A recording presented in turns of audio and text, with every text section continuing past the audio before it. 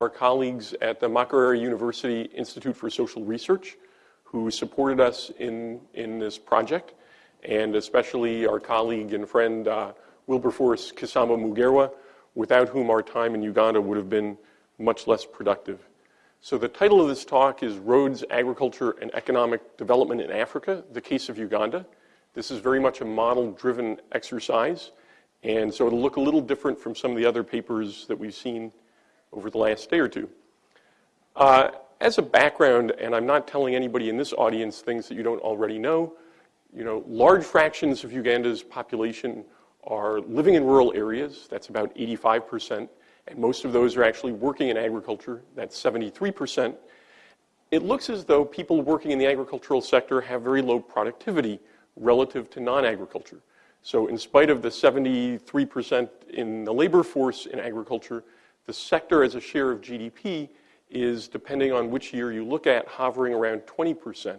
And just the simple arithmetic of that tells you that average labor productivity in agriculture is much less than it is in non-agriculture. In fact, it suggests a difference of a factor of 12. I don't know how literally you would want to take that as a measure of relative, of marginal products or of wages, but there's something going on here that's a big difference. And it squares a little bit with the fact that poverty is relatively concentrated in rural areas. Poverty rates in rural households run at 34%, and for urban households, about 14%. So there's a big disparity across urban and rural parts of the country. This is fairly typical, actually, of a lot of countries in sub-Saharan Africa. So we're going to focus on Uganda. That's the country we went to. But our model is a fairly stylized one, and I think the story we're going to tell is going to be one that could be characteristic of a number of other countries as well. What does the agricultural sector look like? Again, no surprise to those of you who are micro people and have spent time in the field. We're talking about a rural Uganda being an area where most people are working on smallholder farms, producing primarily staple foods on small plots of land. Major crops are food crops, cooking bananas, matoke is the major crop, cassava, maize, and beans. If you look at household survey data, 75 to 85% of households report growing each of those crops. So lots of people producing very similar stuff on very small plots of land. Those four crops together are over half of cropped area. And cash crops, so coffee, Uganda is obviously a significant coffee producer, and cash crops are important too, but together they account for less than 8% of cropped area. And part of what we're doing, we're going to ignore things like coffee and tea, even though they're economically significant for Uganda as a whole. We're going to be thinking of an agriculture sector that produces food for domestic consumption. And I'm going to argue that that's not a bad assumption overall. Again, there is a large farm sector. It's not negligible, but there's about 400 registered enterprises in the data that are farm businesses. They've signed up with the government as enterprises, and they employ a lot of workers. They employ 28,000 workers, and you can do the arithmetic and find that average farm size for those farms, average employment size is pretty big. But smallholder farms are, there's 4.2 million agricultural households in the agricultural census data, and they employ something north of 8 million workers. So again, largely the story I'm going to be telling is one that focuses on these small farms that are producing food crops for domestic consumption. Just to belabor the point a little bit, within that, there's even a further division. There are some farms, particularly close to cities and peri-urban areas, that the food stuff they're producing is relatively high value, horticultural crops, fruits and vegetables for sale to the city. There are people selling staple starch foods to the city as well. But if you look at the data on the fractions of output by crop that are consumed at home, these are very high. So roughly 70% of the matoke, the cooking bananas that people produce, are consumed within the households where they're grown. 84% of the beans, 77% of the cassava, about half the maize. So some of the maize is marketed. And so what you see is households that are trading relatively small amounts of their output. They're often selling in local markets. The kind of Image that I have in my mind is people going to the market, selling a little bit, a bag of coffee or a dozen stalks of sugar cane to buy some non-agricultural consumption goods, the things people talk about getting from the market are salt and soap and kerosene, so things for which there's no good home-produced substitute. And then farm tools and chemicals, and if you have a lot of money, you might buy a bicycle or something. So here's, just to show you that we went. Here are your intrepid researchers talking to a guy who's marketing a bag of sweet potato, or cassava, I guess it is, taking it to the market center, sort of going a half a day to market a bag of cassava. So from our perspective, there's a bit of a puzzle here. Part of the puzzle is, why are so many people concentrated in a sector where they seem to be relatively unproductive? And within the sector, why is there so little specialization? I mean, you could understand perhaps having lots of people working in agriculture, but if you kind of believe in Adam Smith, you might expect to see a little more specialization and exchange. So that's the puzzle, roughly, that we're going to be looking at. The set of explanations we're going to consider, and I'll get more explicit about these as we get to the model, I'm going to revisit these in turn, but just very briefly, one possible explanation might be that agricultural productivity is very low. People are just bad at producing food. Farms can't produce enough surplus to support a very large urban population, and it's strictly a technological problem. An alternative story might be that non-agricultural productivity is really low, and you don't put any people in the cities because there's nothing useful that they can do there. They're just not very good at producing manufactured goods. That would be an alternative explanation. We'll look at that as well. A third explanation, and one I'm going to spend a little bit more time on, is that if you're in a high transportation cost environment, it makes it expensive to ship food from urban areas to cities, or even to ship it across from one market center to the next, or from one farm to the market center. And that might limit the size of urban populations and make non-agricultural goods very expensive in rural areas and drive down the demand. So we're going to spend a bunch of time on this. In a sense, it follows Jenny's work very nicely, and we're going to tell some related stories. This is not so much an explanation, but I stuck it here because I'm going to show you some results looking at this in a little bit. But you could also imagine that population growth has something to do with the number of people. You might just be increasing population more rapidly than you can increase your capacity to feed them in cities. And so that's going to look a bit like low agricultural productivity. So let me show you a little evidence that all four of these things are going on in Uganda. We're going to want to do some quantitative experiments to see which of those seem to be big parts of the story and which might seem to be lesser. So I'm not going to spend a lot of time on any of these except the transportation one. Evidence of low agricultural productivity, there's lots of evidence, none of it particularly conclusive, but I thought I'd just show you a couple of things. If you look, for example, at yield, which is a bad measure of TFP, output per unit of land, but yields for maize are 30% of the world average. They're 40% of yield in Brazil, which is agroecologically kind of a comparable place. And if you look at other crops, you see similar deficits relative to countries. So here are comparisons to Brazil. This is maize. It looks pretty bad. Sorghum, coffee, they're somewhat less productive. Cassava is not bad. They're nearly equivalent in terms of yield for cassava. The beans numbers are very small, so it's a little hard to tell, but they have about half the yield of Brazilian beans. So that's suggestive. It's certainly not conclusive. I'll talk about low non-agricultural productivity. There's really even less TFP data for Uganda on this.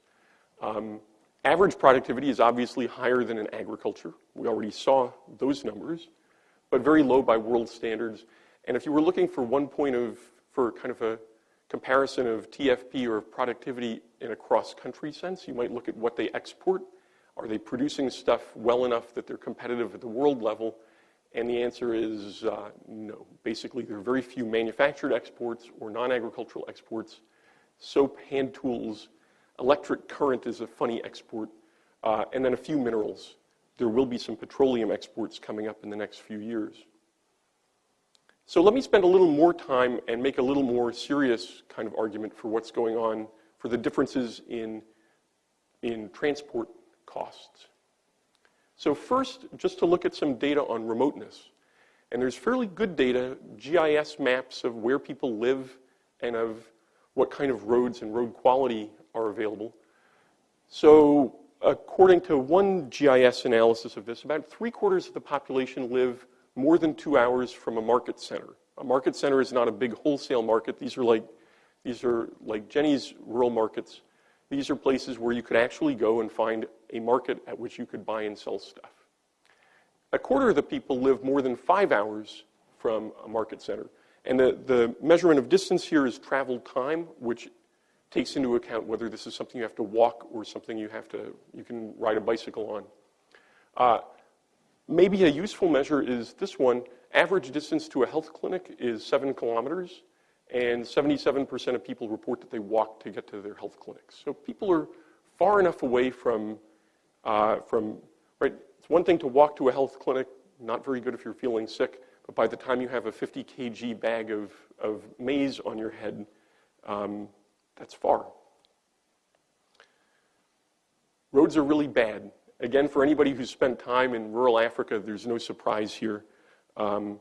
This is, especially in the rainy season, roads are terrible. Roads wash out. You have to get down. You have to walk around. This is actually not a picture from Uganda, but it tells a story that I think would be instantly recognizable to anybody from any place in sub-Saharan Africa.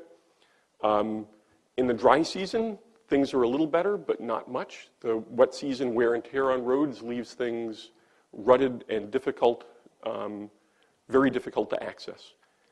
And just to give you a sense of what the transport system looks like, you've got to get goods into the city.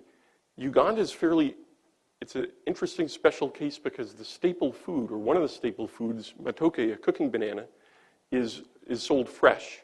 So it's not unlike a grain, which is dried and has very low moisture content. This is both fresh and therefore heavy and also highly perishable. So we're going to be thinking about a world in which transport costs are perhaps even a bigger deal than they are for millet and cowpeas in northern Nigeria. The marketing system, you take matoke, you bring it to the market, and you can buy it eventually in whole bunches or in even individual fingers. So there's a well-developed trading system. We're not going to be thinking too much about the kinds of barriers to trade that Jenny and co-authors are looking at, in which people are unable to transact with others in the market. We're going to assume that a lot of what's going on in price dispersion is going to be driven by transportation costs. But we would consider other kinds of transaction costs as being lumped in together with that.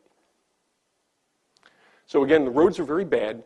Measured transport costs are high, and these spatial price dispersion levels are very big. Measured transport costs, this is a back-of-the-envelope comparison, and it's not exactly the one you would like to make. But if you look at the cost of moving 100 kg of agricultural goods, final goods, 100 kilometers, so that's my unit cost. For trucking matoke from Mbarara to Lira, it's $5.43, as near as I can calculate it. The going rate for corn in the U.S. Midwest is 25 cents a bushel for 100 miles, which if I did my conversions right, works out to about 57 cents per 100 kg per 100 kilometers. So there's an order of magnitude difference in transport costs. That's my benchmark. There's an order of magnitude difference in transport costs between the Midwest U.S. and these are actually major wholesale markets in Uganda.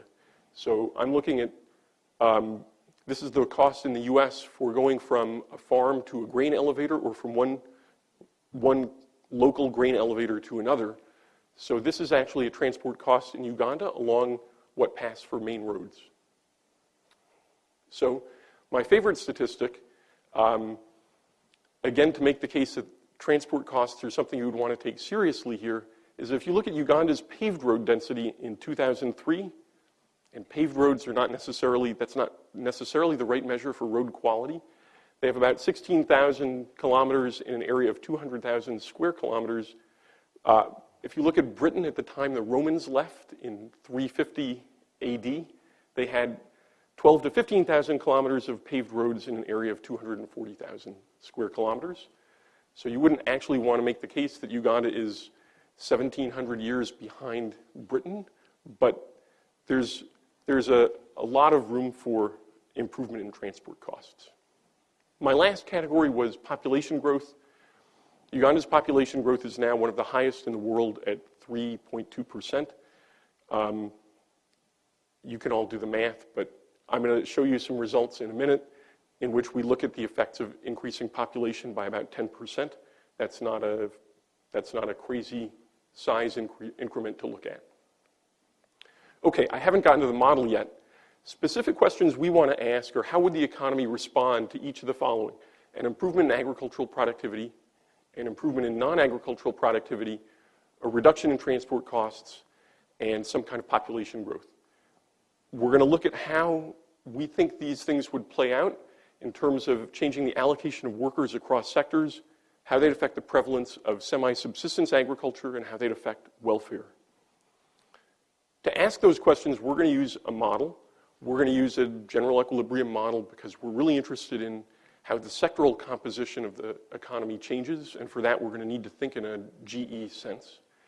And we're going to need a model with at least two sectors and with transportation costs because that's something we want to take seriously. We're also going to want to distinguish between the two parts of the agricultural economy, the one that's a little bit more commercial and market-oriented, that's closer to cities or closer to main roads, and then this kind of semi-subsistence economy, which is the one where we think the poverty is really concentrated and where we think the development problems are most acute. So the literature we're following here, if you go back in the development literature, there's a nice paper by Eswaran and Kotwal. There's some more recent literature in two-sector models, and we're also going to be drawing on our own work with Stephen Parente on models of structural transformation. So in that work, what we've done is the basic story is a very, very simple one, and actually what we're using here is a static model, so it's going to be even simpler. But the idea is simply we're going to model a closed economy that has to produce its own food, and an economy in which until you can feed yourself adequately, you don't move resources out of agriculture. So the movement out of the number of workers you can support in non-agriculture depends on how productive you are in agriculture. The more productive you are in agriculture, the more workers you can move into the more workers and the more other resources you can move into other activities. And so we find in our earlier work that the subsistence requirement can slow down the process of structural transformation, can slow down the rate of economic growth over time. The model we're going to look at here is going to have that flavor, but we're going to have three regions. We're going to have a city, we're going to have a close rural area, and then a remote rural area. And we're going to have a non-agricultural manufactured good, you could call it, that's produced in the urban area, and food is going to be produced in both of the rural areas. You can use intermediate inputs that are produced in cities as inputs into agricultural production. So think of agricultural implements, or think of bicycles. I guess they're not quite an input, but think of chemicals. And then we're going to have transport costs, so iceberg transportation costs in this case, that are associated with moving any goods from one region to another. And then we're going to have families that are allocating members across the three regions to maximize some kind of aggregate family welfare. We're going to have preferences that are non-homothetic, in which you particularly value agricultural goods at low levels of income. So this is, again, consistent with a lot of the previous literature on this. And we're going to have CES production functions in agriculture, a function of land, intermediate goods, and labor. So just a standard CES production function, and for lack of any interest in doing anything more complicated, just a linear production technology in manufacturing. The transport story is also pretty simple.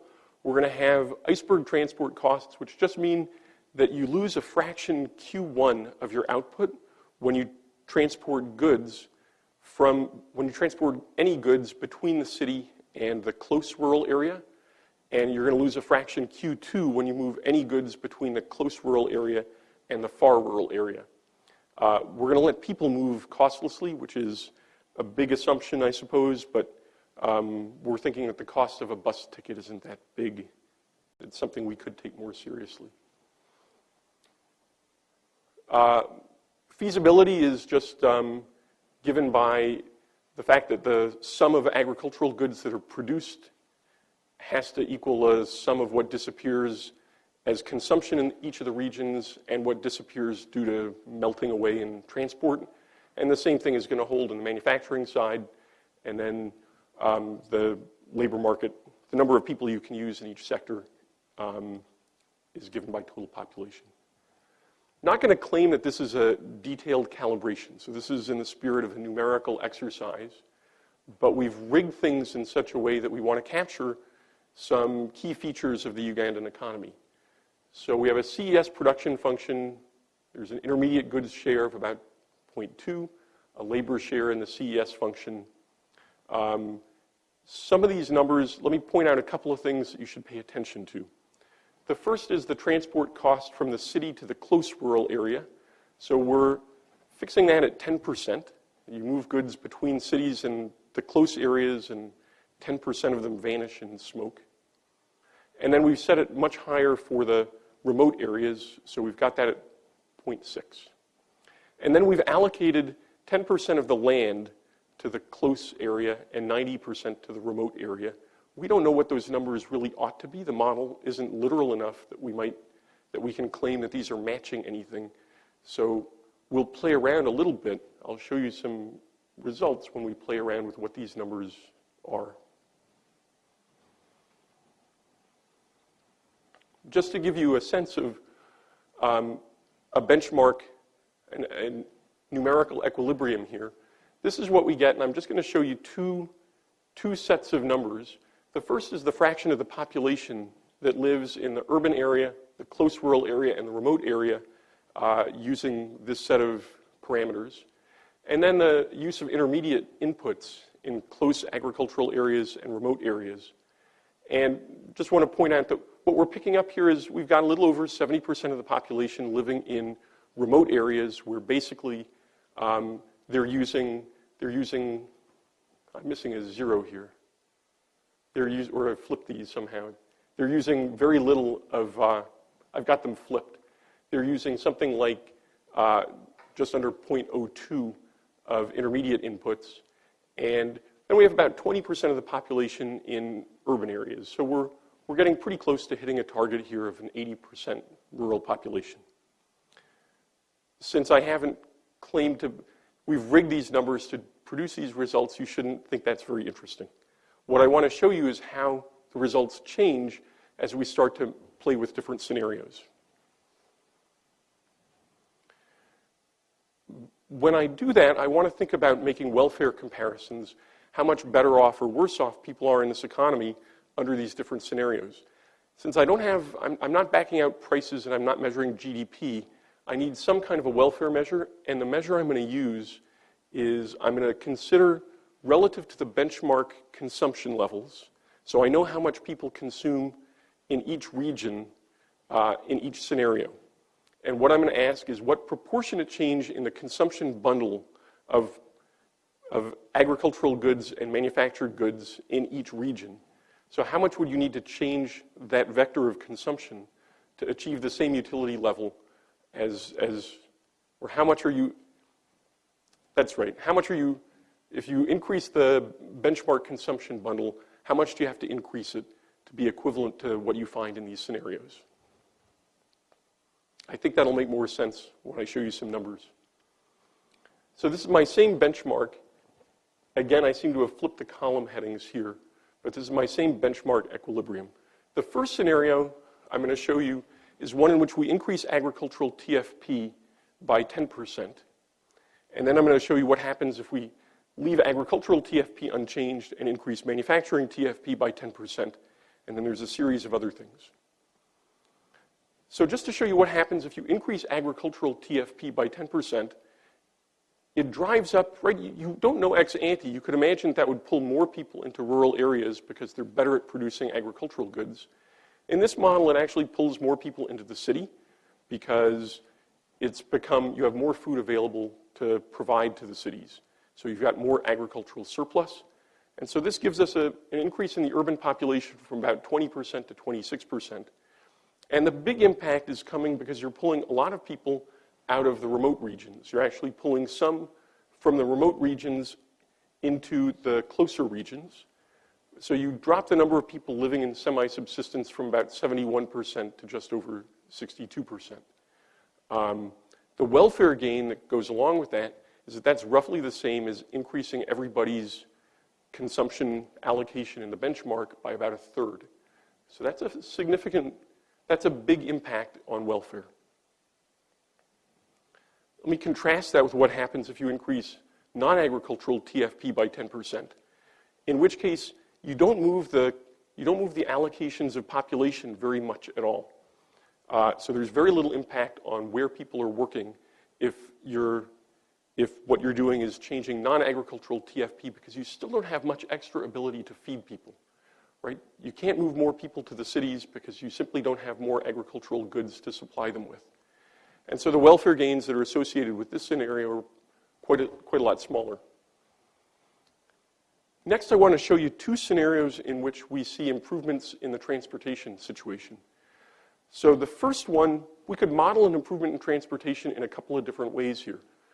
The first one I'm going to show you is what happens if you expand the close area relative to the remote area, right? So we're just going to change the proportion of agricultural land that we're describing as being in L1 versus L2. And the second way we're going to do this is we're going to think about reducing queues and just making transport costs smaller for in both cases. So either way, these are generating fairly large shifts in the urban fraction of the economy. So we're seeing the urban population going up from 20 to 28% or to 26%. The big one is obviously that if you change the size of the close area, you make room for a lot more people to be allocated there.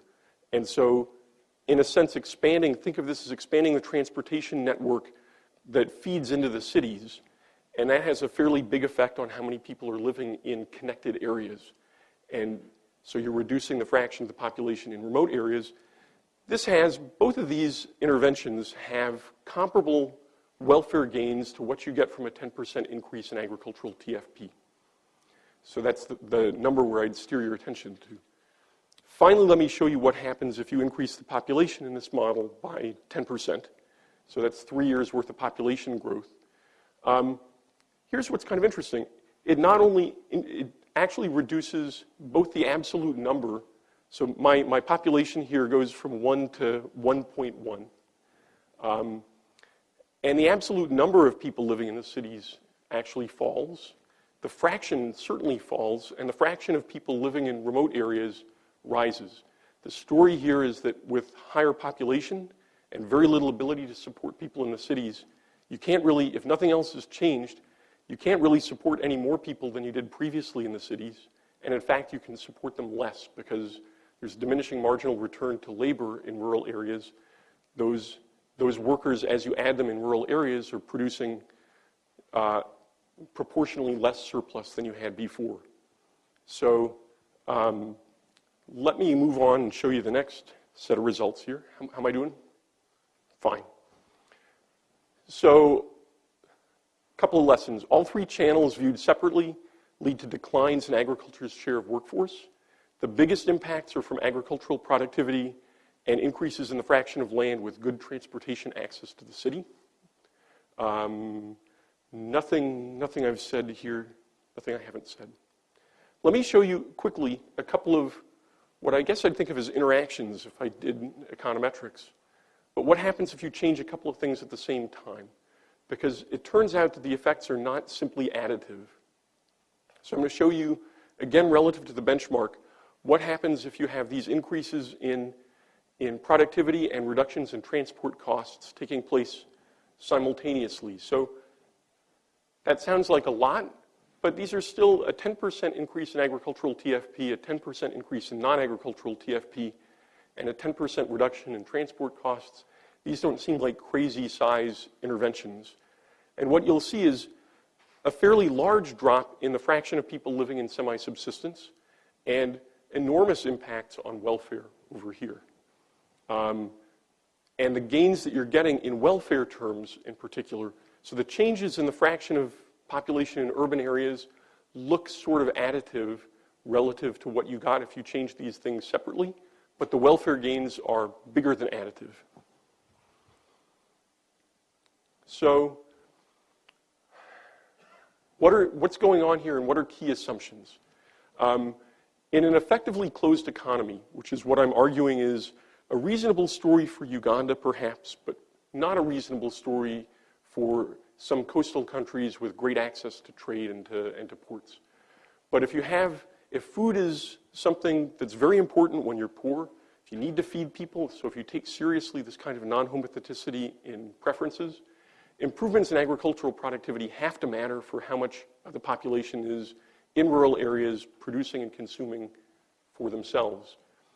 Agricultural productivity increases release labor to other sectors. High transportation costs are going to tend to keep people stuck in rural areas where they're producing much of what they consume and where they're consuming much of what they produce. Lots of things missing from the model. So trade is missing from the model. Again, this would not be a good model of an economy that imports a lot of its food from somewhere else. Transportation improvements look great in the model. It's also important to mention that they're really, really expensive. So I haven't done, with this framework, I haven't used it to produce any kind of cost-benefit analysis. But the numbers show that road building costs $1 million to $1.5 million per kilometer for paved a 2-lane highway in Africa. So before I would jump in and say this is a great investment, you'd actually want to think through what those costs are. There are also environmental impacts. There are health impacts that we heard about from road accidents. So these things are all missing from the model.